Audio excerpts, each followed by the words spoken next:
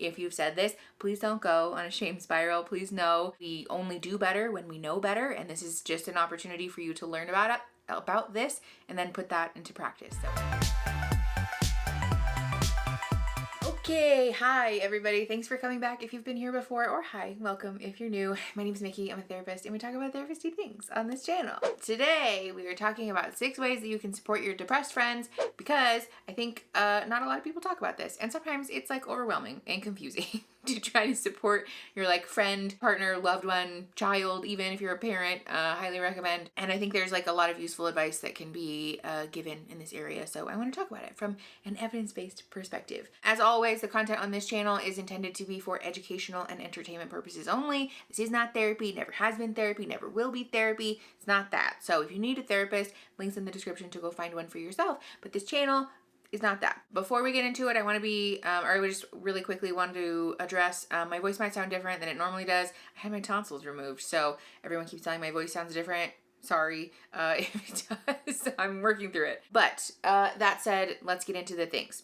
Thing number 1, do some research on your own time. A lot of times the tendency when we have a loved one, a friend, what have you, who is depressed or like going through it, we say the thing like, let me know if you need anything, I'm here to support you, or like, how can I best support you? And this comes from a good place, right? Like, this is not inherently a bad question to ask. So if you've asked this, please don't feel guilty, please don't feel bad. You're a good friend or family member or loved one for wanting to support them. However, sometimes when you're the depressed person, it can feel really overwhelming when people ask you this, because like, I don't know, you know, like especially when we are deep in the shit, it's hard to know specifically what we need, and it can also feel very difficult to advocate for ourselves. Usually there's a lot of guilt and shame about being a depressed person, and so sometimes the self-talk is like, I could never actually ask this person for anything else other than like liking me or being my friend, because like that's just really all too much. There usually is just a lot of negative self-talk about ourselves, and so it can be really difficult to like make that phone call or send that text message. So do some research on your own time about how you can support depressed people, like watching this video. And also sometimes just jumping in there to say like, hey, I'm bringing you dinner on this day. What would you like? Or these are your 2 choices for these things. Which one would you prefer? That can be a useful tip, I guess, or like useful activity.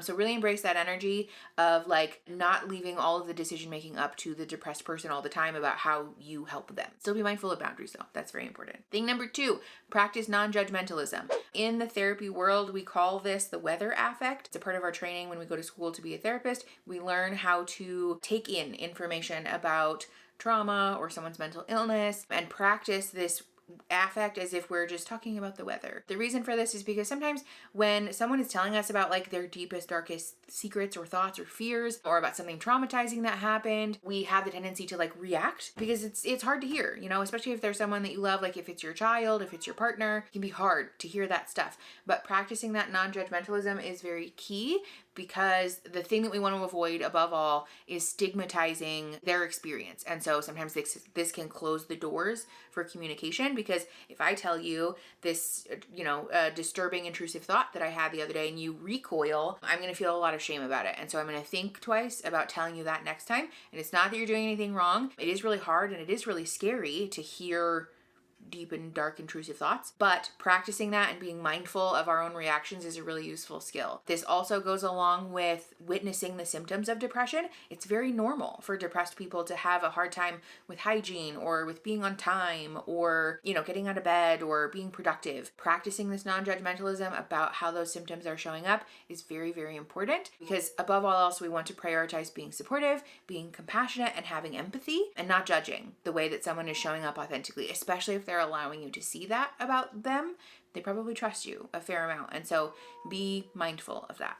Echelon. Thing number 3, help hold them accountable to their goals, but in a gentle way. Usually I recommend or like encourage folks to practice creating shared goals, particularly if the person is your partner or your child or like someone that you live with, that you're very, very close with. Crafting shared goals is really useful, especially if like the reward at the end of completing that goal is a moment of connection. So like, for example, a depressed person who's having a hard time waking up at the time they want to, getting dressed, doing their normal hygiene routine, etc., etc. Creating this shared goal of like, on Saturday, we're going to wake up by this time, we're going to go take a walk together. We're going to go to brunch together. We're going to go fuck around at Target together. Creating that shared goal can be helpful because you're helping to hold them accountable for something that ultimately is a supportive factor for their mental health, but you're not doing it in a stigmatizing way. You're not doing it in a shamey way.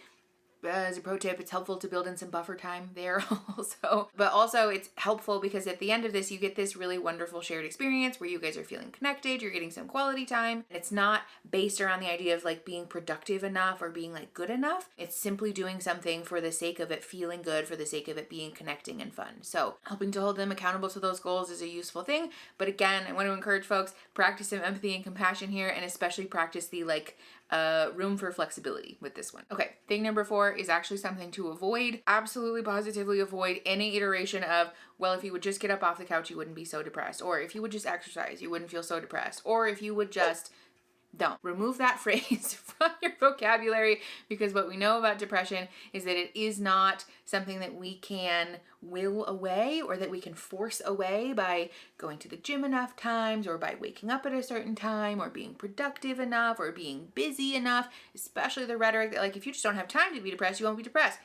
Wrong. That's not true. That's not how it works. And it's also decidedly unhelpful because the people in your life that you love, if they're experiencing depression, odds are they're not super jazzed about it. They're probably not choosing to be depressed because it's just like a rip-roaring time. Being depressed fucking sucks. And so telling someone if you would just, then you could make this go away is super unhelpful. And it's also like the most obvious advice. If someone could will it away, I think they probably would have by now. And so I very much want to encourage folks to honor that depression is a very real and valid mental illness that doesn't have a simple one-size-fits-all answer. Not as simple as like putting puzzle pieces together and like bingo bongo, you fixed it. Avoiding that phrase and really practicing the empathy here to try and put yourself in someone's shoes is incredibly key. That said, I know a lot of people do say this and use this rhetoric. I want to be super clear. You're not a terrible human on the inside for having said this or thought this. It's a very common misconception because our society doesn't educate people properly about mental illness. And so if you've said this, please don't go on a shame spiral. Please know we only do better when we know better. And this is just an opportunity for you to learn about this and then put that into practice. So be kind to yourself. We're all learning and evolving all the time. That's okay. But it is important for us when we do know better to do better. Thing number 5, practice communicating that you are here to support this person, your loved one, your friend, whatever. You're here to support them because you love them, not because their healing is a conditional part of you loving them. A lot of times when we're depressed, we can feel like if I don't get better, I'm ruining people's lives, or, you know, this person is only willing to support me for X amount of time and I have to get it together, right? That can feel very suffocating. And so really verbalizing as this support person in this scenario that I love you and I want you to get better, because verbalizing that I love you and I want you to get better because you deserve to be happy, not because I will only love you once you're healed, can be really healing and validating to hear. Again, usually when a person is depressed, there's a lot of negative self-talk going on and a lot of doubt about the love and compassion we're receiving from others, especially feeling like we don't deserve that. And so continuing to really drive this message home that you deserve to be like quote unquote healed from your depression for your own self and not for me, not because I as a support person won't love you if you're not healed, can feel really nice. And it's also something that not a lot of people say. So I think that's a helpful thing to incorporate, and especially to incorporate that on a regular basis. Thing number 6 is work for us to be doing for our own selves. Set your own healthy boundaries. Loved ones who are depressed are very much worthy of love and belonging and support and empathy and respect and all of the things, and so are you.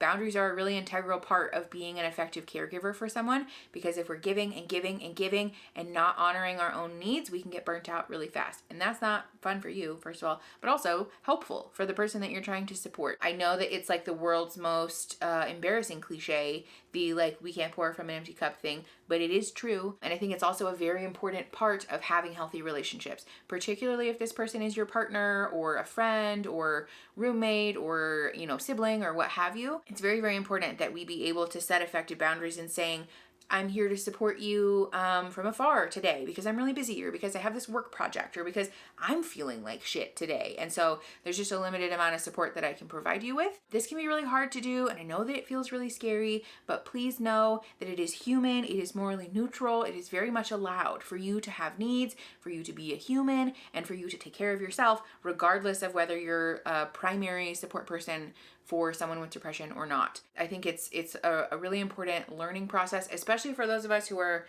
women, or who are like socialized as women, or like grow up with those like stereotypical female expectations that it's our job to be caregivers and to like give. Ew, that's toxic, that's harmful, and also like the opposite of all the things that we know about effectively caring for our own mental health and well-being. So practice setting your own boundaries and enforcing those boundaries in ways that are compassionate and kind.